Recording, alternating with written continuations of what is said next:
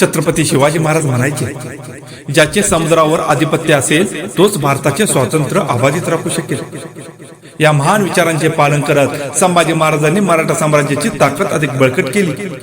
त्यांच्या नेतृत्वाखाली समुद्रावर स्वराज्याचे संरक्षण करण्यासाठी नवे धोरणात्मक आरमार केंद्रे उभी केली गेली.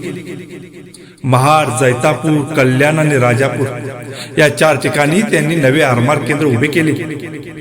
ही केंद्रे केवळ संरक्षणासाठी नव्हती, तर समुद्रावर नियंत्रण मिळवण्याचे महत्वाचे ठिकाण होती.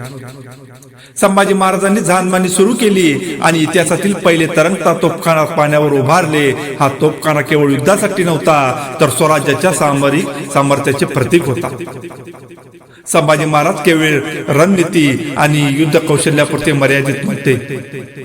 त्यांनी प्रशासनात सुधारणा केली, नौदलाचे प्रशिक्षण घडवले आणि स्वराज्यासाठी नवीन तंत्रज्ञान अवलंबले. त्यांच्या दूरदृष्टीमुळेच मराठ्यांनी समुद्रावर आपले साम्राज्य वाढवले आणि शत्रूंना सतत आश्चर्यचकित केले. संभाजी महाराजांचा पराक्रम सांगतो, स्वराज्य फक्त तलवारीने नाही, तर बुद्धिमत्ता आणि दूरदृष्टीने राखले जाते. युद्धातील धाडस, जहाजबांधणी, तोफखाना आणि आरमार केंद्रे हे सर्व त्यांचे अविस्मरणीय योगदान आहे. यांच्या या कार्यामुळे मराठा साम्राज्याचा भविष्यकाळ सशक्त आणि सुरक्षित झाला.